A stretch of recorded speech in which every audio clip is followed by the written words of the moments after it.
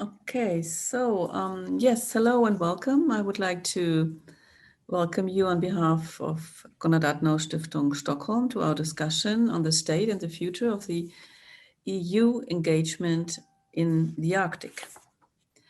The Arctic region has not yet gained significant place in European political affairs, but the perception is changing to more awareness due to the global climate crisis and geopolitical dynamics.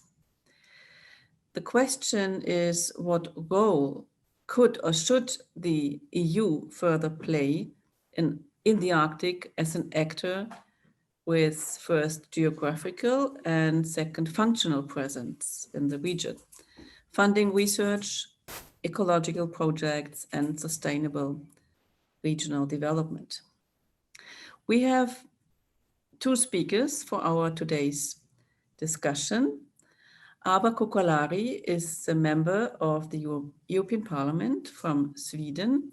She represents the Moderaterna-partiet, is a substitute member of the Foreign Affairs Committee in the Parliament, and she is a member of the Committee for Internal Market and member of the Delegation for Relations with the United States, which is not our topic for today. It would be very interesting to hear your point of view concerning the elections, but that's not our topic for today. Arba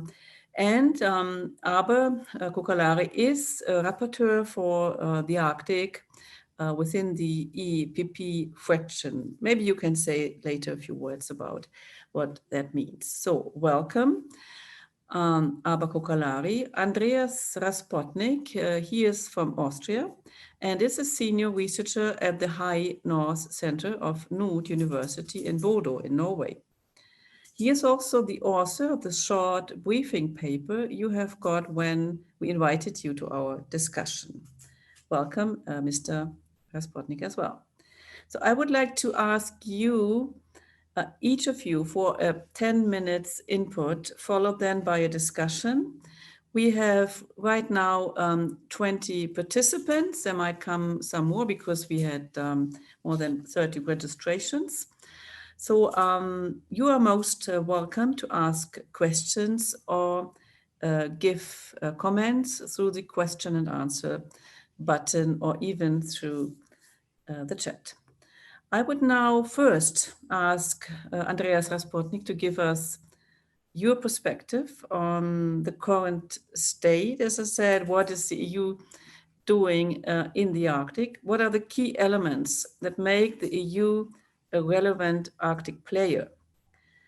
For the time being, the EU remains an actor with limited influence, not even being an observer in the Arctic Council. But as the EU Commission is claiming for itself a geopolitical role, the strategic importance of the Arctic region should be recognized. So the EU needs to learn the language of power, as you write in your report. What would that mean, Andreas? Please, you have the floor. Hi, everyone. I hope you can all hear me, see me, and follow me.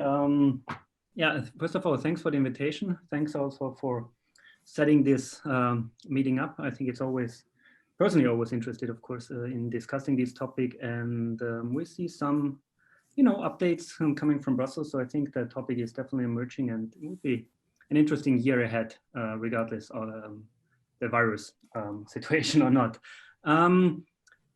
What I found tricky, when you reached out to me to write a new op-ed was actually, okay, what can I bring to the table that is newish in a way, I remember with a colleague of mine and friend of mine from University of Rovaniemi, we wrote similar op-eds last year, arguing, okay, what could a new EU Arctic policy bring? Why is it necessary?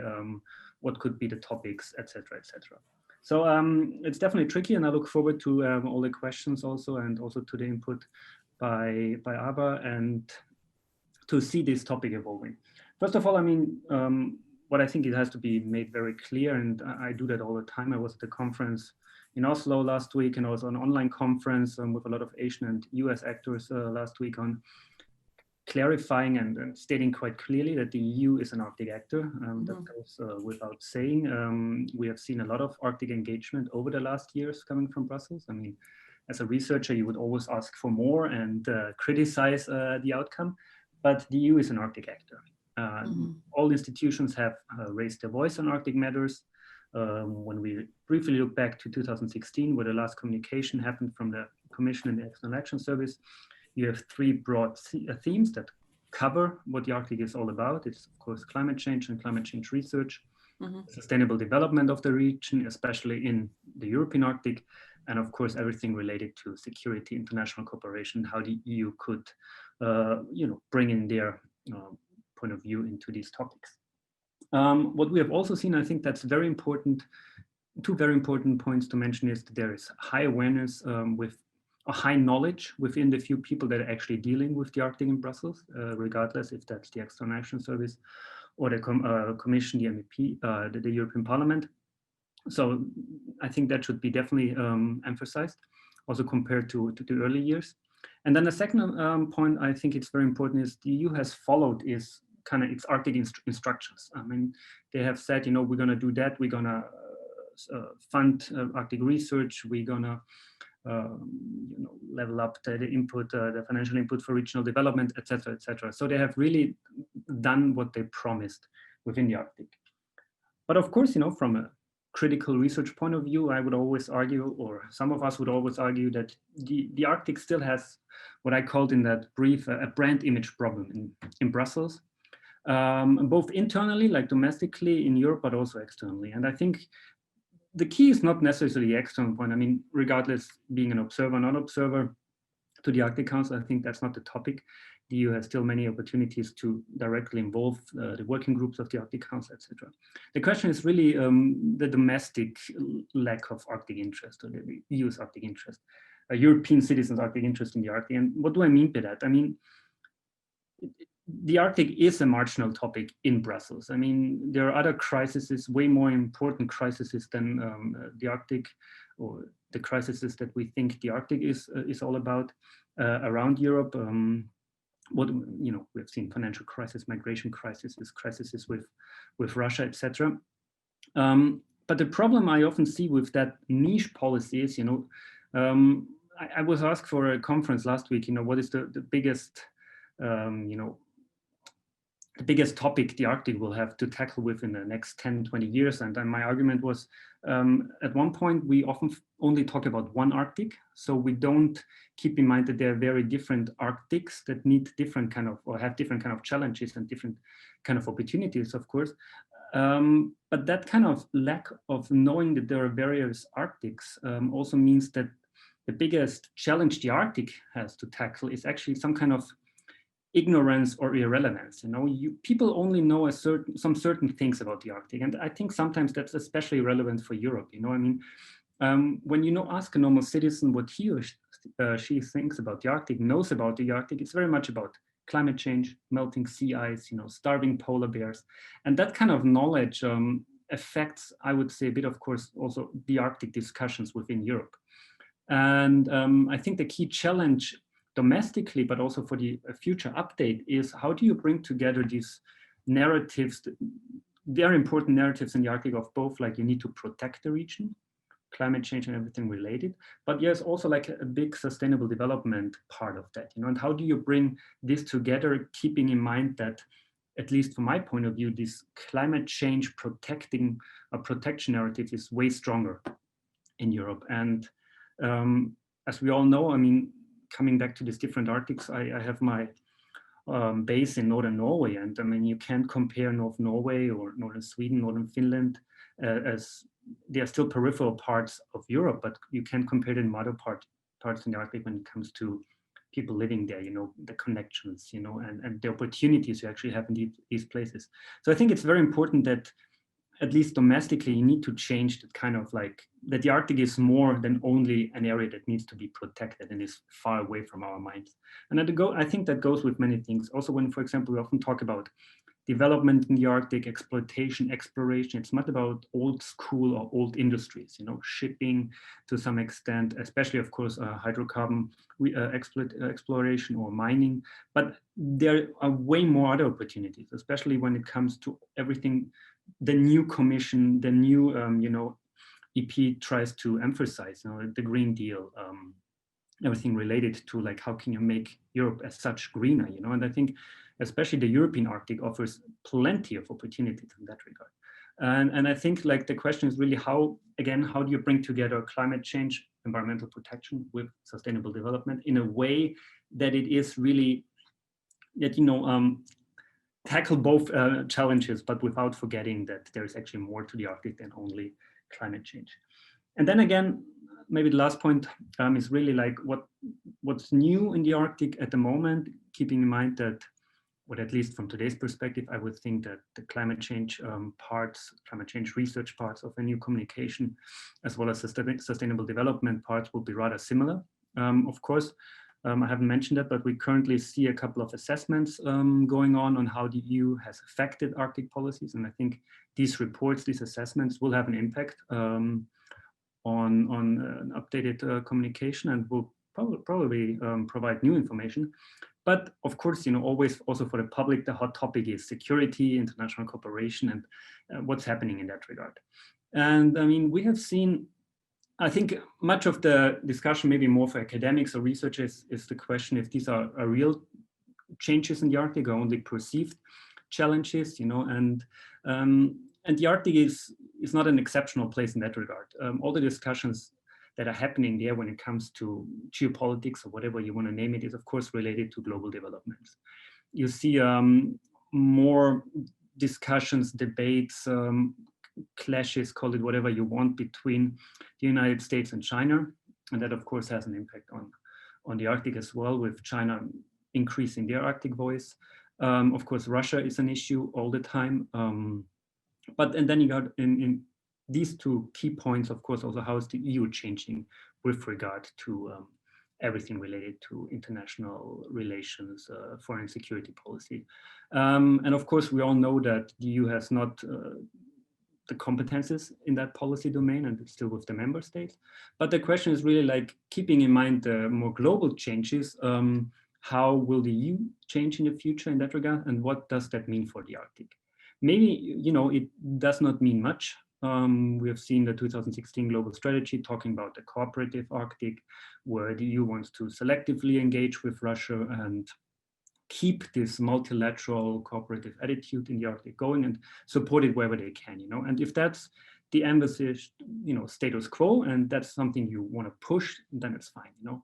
But again, you know, in such a policy brief, you want to, you know, be a bit provocative, try to bring up some new topics, and then, you know, with much discussion with other people, we thought like maybe, you know, I could emphasize that the geopolitical commission and these thoughts, you know, and what will the changing world order, whatever you call it, mean for the EU, and what could it mean for the Arctic? And I think it's a starting point of discussion, you know. Again, maybe we'll sit here in a few years and nothing has changed, and which is fair and fine, but maybe, you know, we also see an EU that could even stronger emphasize its role in the Arctic. And much of what I'm talking about is also based on personal experiences. I mean, one often gets invited to conferences, international conferences, you know, to talk about the EU in the Arctic. And one does it, you know, one presents his idea, and then in the end, the discussion, of course, always are about China, US, Russia, you know, and the EU is very much sidelined in that regard. And I think to some extent, you know, this personal experience also, you know, can be linked to the real world. And also in the Arctic, I think, again, just, you know, because it's fresh in my mind, is last week's discussion with Asian representative and US representative, and they were direct question, you know, what could the EU do, you know, and it was very much like, oh, the EU could not do much in the Arctic Council because A, it's not a state, and you know, similar topics we hear often here in that regard. So I wonder if, you know, in the future, keeping in mind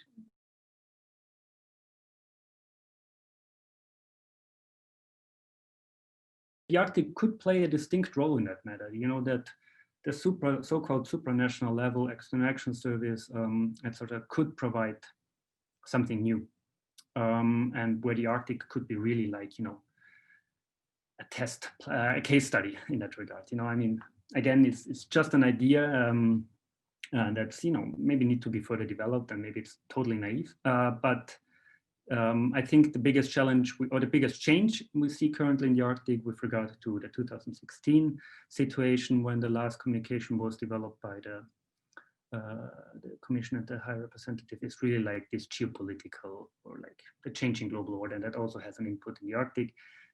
It's debatable, you know, if these are real challenges, only perceived ones, and how serious we have to take tweets from a US president on, you know, buying a certain island or not. But, you know, changes are there, and people perceive that as changes. And so I think it's important for the EU to tackle them, and to tackle them as a union.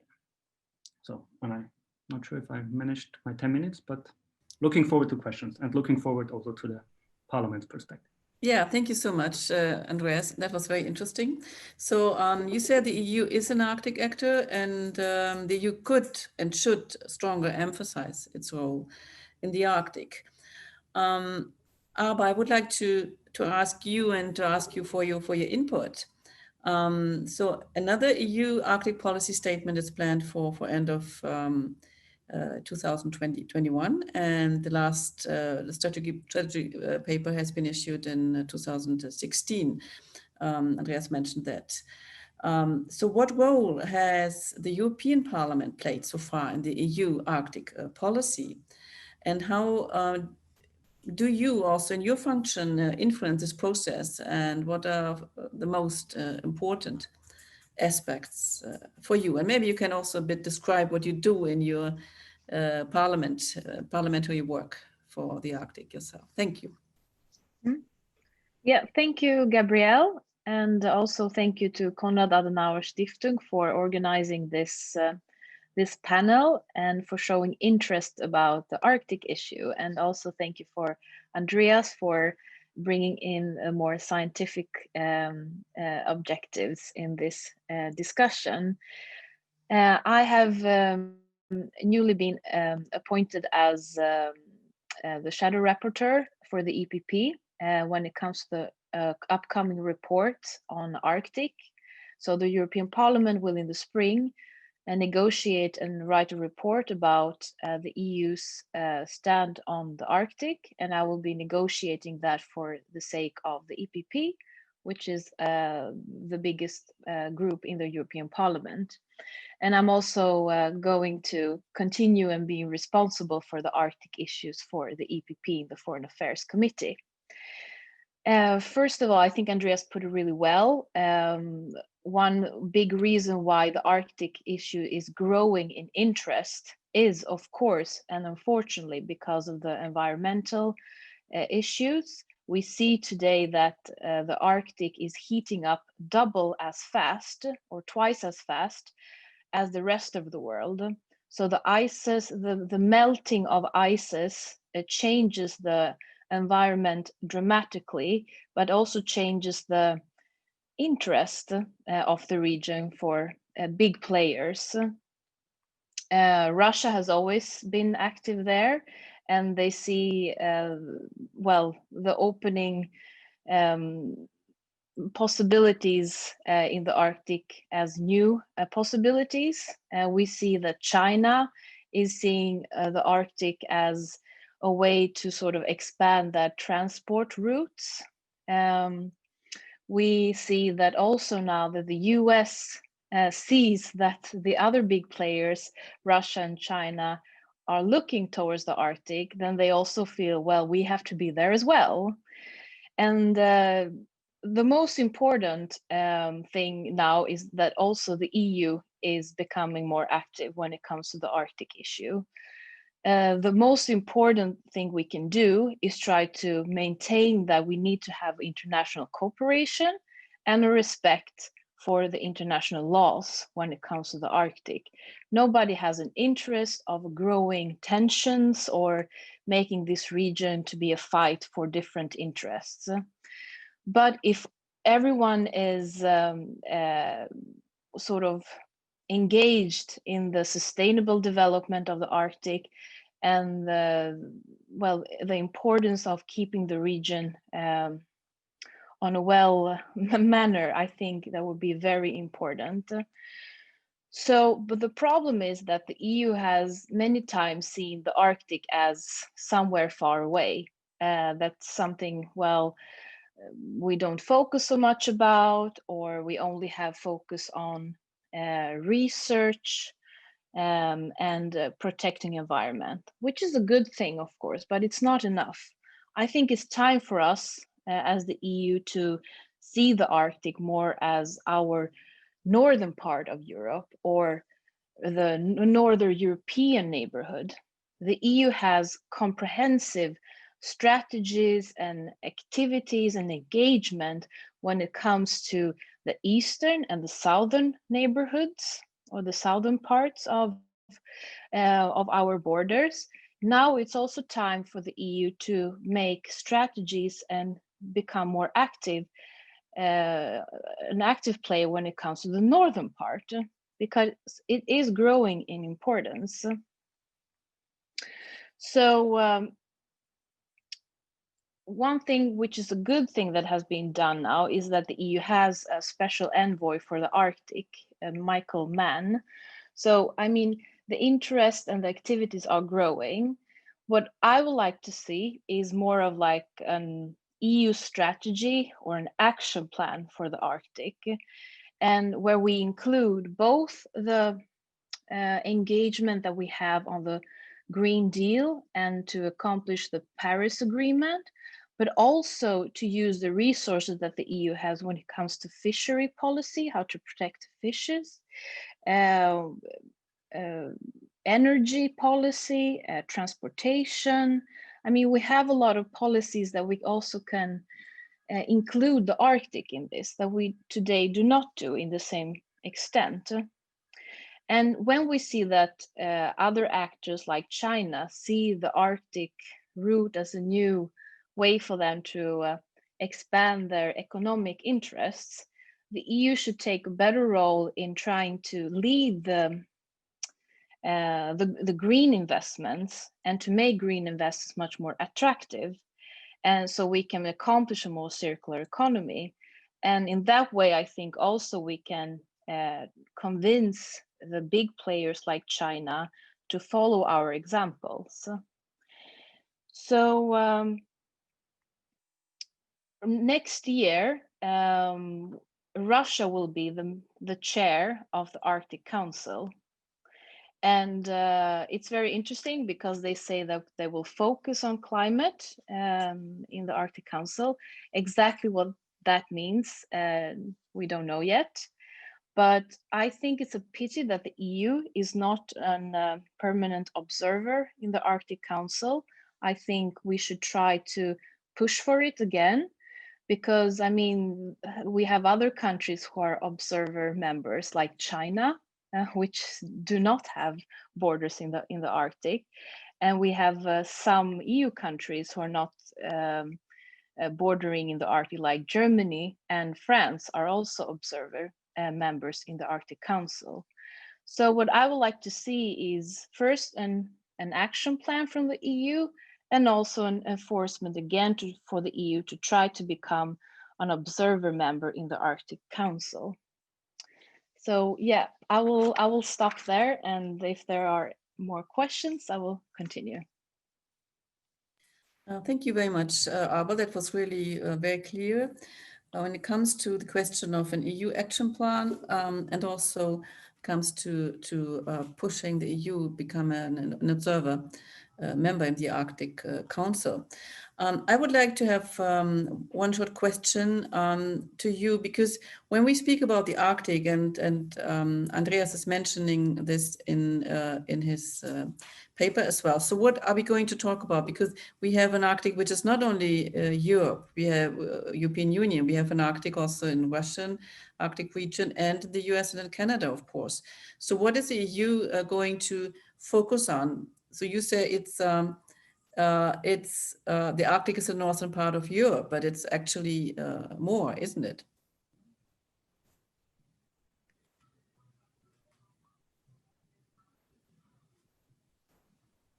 Sorry, who was the question to? Was it Andreas? No. First to you, Arba. The question: do you think the EU should focus only on the northern part of Europe as an Arctic region, or also focus on Russia, Canada, and the US, also having Arctic regions? No, I mean, we have to see this as a holistic issue, both that the Arctic region is part of the northern EU and also part of the neighborhood, the northern neighborhood.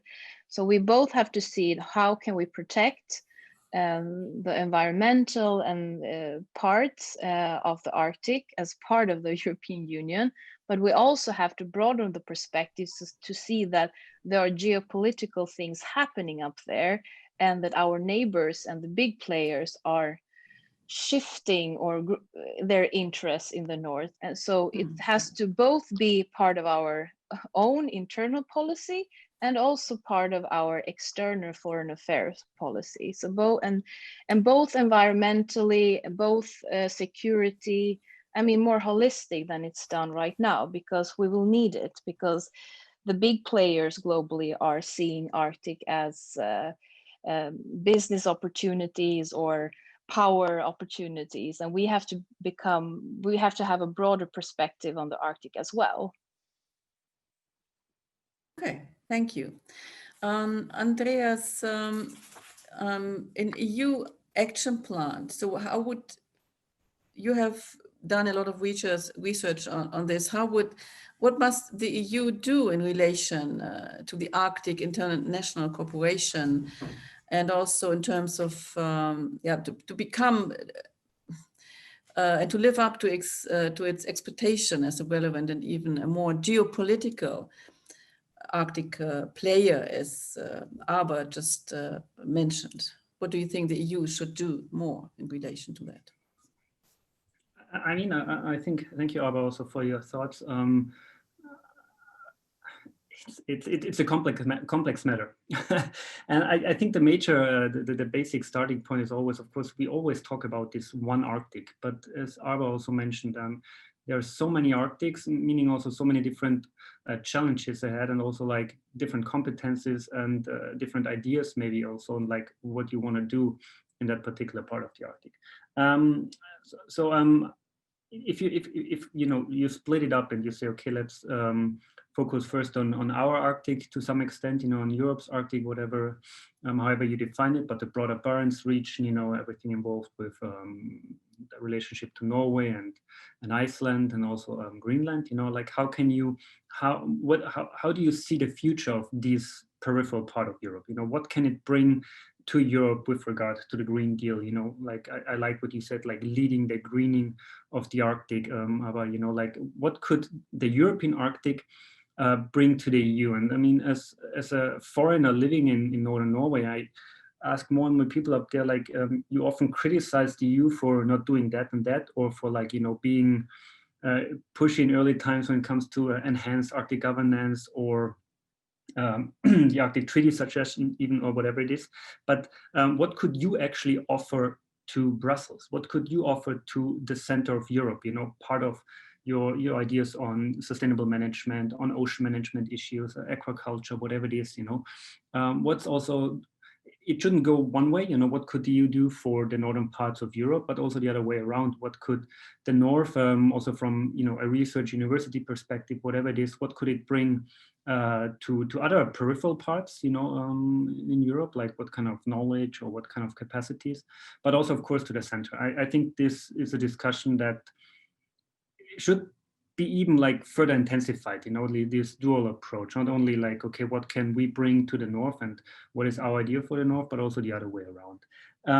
And so, like, you know, adding the Arctic to other policies, instead of talking, okay, we have an Arctic policy and there we, you know, add policy into that, but also the other way around, you know, you have other very important policies on various aspects, you know, is it climate change or research policy or whatever, rare earths idea, all these things, you know, where you could add an Arctic layer to it, you know, and also make the Arctic then more prominent within the other policy domains and within other interests, you know. And then the second point, of course, is the international cooperation Arctic. And there, I mean, again, of course, the role of the EU is a very particular one and peculiar one. But I mean, the question is really, are you satisfied with the status quo? You know, like what you have now, you know, that you really emphasize the cooperative Arctic and that you want to, together with your member states, you know, build on that and provide expertise and be like a real honest broker in that regard? Or like, as Arba said, do you see like, you know, there's a shift a bit in great power competition in the China's idea for the Arctic, where you could do more, you know? And I think that's a bit of a, maybe a struggle that's going on. I mean, we have seen it has the German's policy Arctic update last year that, you know, particularly mentioned the security aspect. We have seen a French paper, which was not French Arctic policy, but the Arctic idea by the Defense Ministry that was very blunt in their Arctic approach. So you see these different voices in the Arctic re-arising, you know, and the question is really, how can you bring that together from a European point of view and really, like, you know, emphasize of what Europe is all about, you know, being that honest broker in multilateral cooperation, etc., you know. And again, very bluntly, if one doesn't see the Arctic Council, for example, as a venue, you know, how could the EU still in that kind of mindset bring in new ideas, you know, without like stepping on other states' toes, which has happened in the past, you know. And again, I emphasize that because I think there's a research perspective and a political perspective, and the researcher can be maybe more blunt sometimes, and doesn't, you know, not to sound naive, but, you know, what could you really, based on its ideas of how the world functions, of cooperation, of governance, etc., how could that, you know, add real added value to the Arctic? And I think that's going to be interesting to observe and to see on how if that discussions, you know, evolve in the months and years ahead.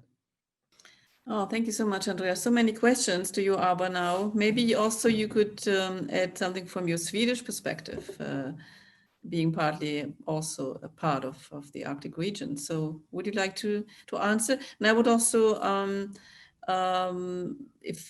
say that if our participants have questions, so please go ahead. We still have 15 minutes time for the discussion. So please, Arba.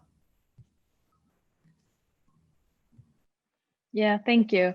Yeah, it's a lot of very good questions, of course, and that's why now the EPP, we are looking into our Arctic policy and to update it and to also focus on these new dimensions of geopolitical changes. And the EU Commission is right now having a public consultation where they are asking for opinions for their upcoming strategy report next year. And this open public consultation will close at 6th of November. So I would really like to urge everyone, Andreas, KAS, people listening to this seminar, if they have ideas that you think the EU should focus on or take into account, you can send it in to the EU Commission at latest of the 6th of November. You can also send it to me. I'm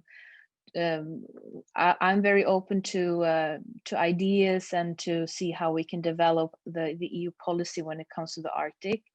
So this is what we're doing right now. We're looking into these dimensions because the environmental impact is so fast in the Arctic, much faster in other parts of the world.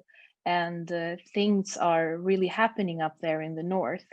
And where I think the EU can have a role is to really urge for international cooperations. I know it's not so popular nowadays to be multilateral, but we really need to focus on that and keep on that because it's for everybody's interest. So we need to urge for the international cooperation and that the international law will continue to be followed by everyone in the north. What we can bring in is our advanced work when it comes to science and research in the north.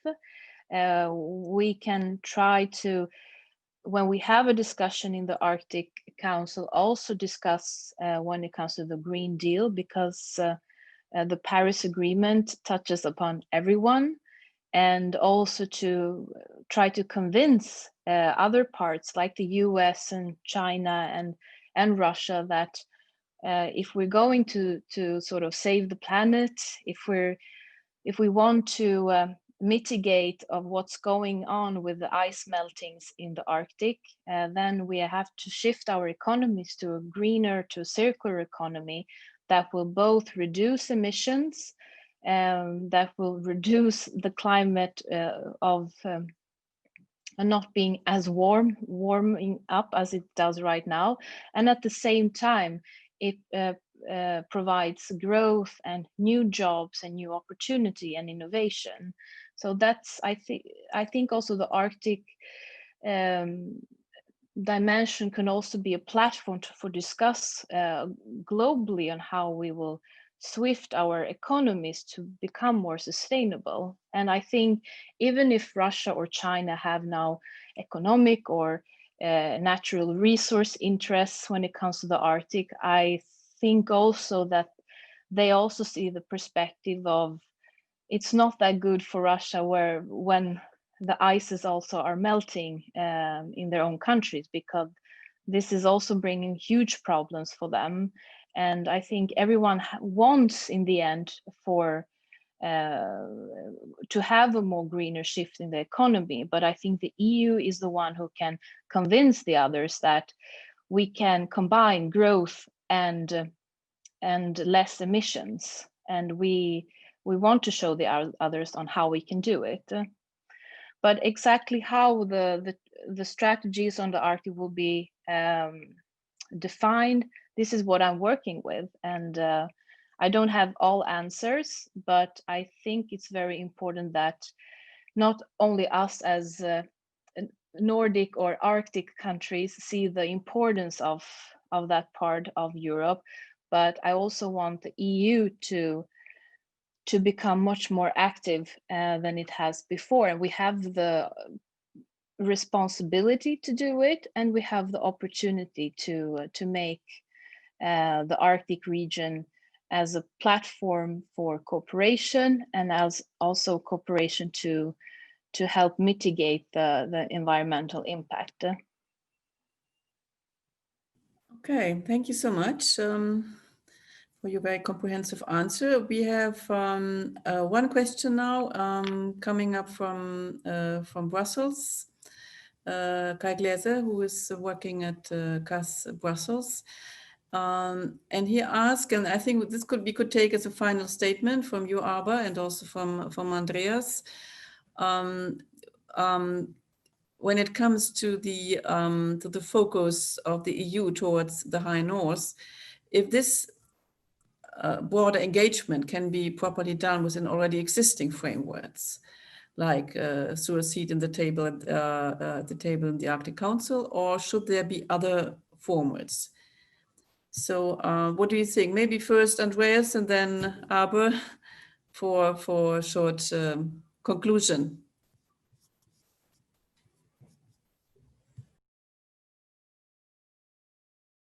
Sorry, I need to unmute myself first. Maybe it's more a question for the practitioner than for the researcher to answer. I personally always found the idea of creating a northern neighborhood very appealing from a research point of view. As Arba also mentioned, you know, you have a southern neighborhood, you have a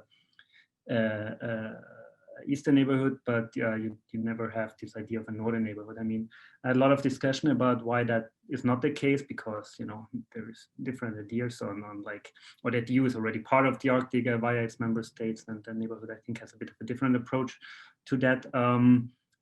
But then again, you often also talk about one Arctic only and one Arctic policy for the entire Arctic, but I think the approach to the Mediterranean maybe is a bit different. But I would personally find it very appealing to have such statement out there, you know, that you perceive the Arctic and as your northern neighborhood, and which I think could also, like, you know, connect a bit like the European parts with the circumpolar parts, and we're like, okay, this is our broader idea for that entire region, you know, and And based on that, then you create distinct action plans on sustainable development, on research, cooperation, et cetera, or distinct pillars, or whatever you want to name that. But have this broader mindset, maybe that, that the Arctic is our northern neighborhood, and it's, we are in various different angles, we are connected to the Arctic, and we want to tackle individual challenges individually, but we have this common idea out there, that everybody knows that this is our idea for the so-called northern neighborhood. And I personally would find that very appealing and worth into further analyzing it. If it's feasible, that's a different question. I think there was a reference to the Arctic Council status. Personally, I think I totally agree with what many other people say. It doesn't really matter for the EU if you are an official observer or not. I mean, of course, sound better.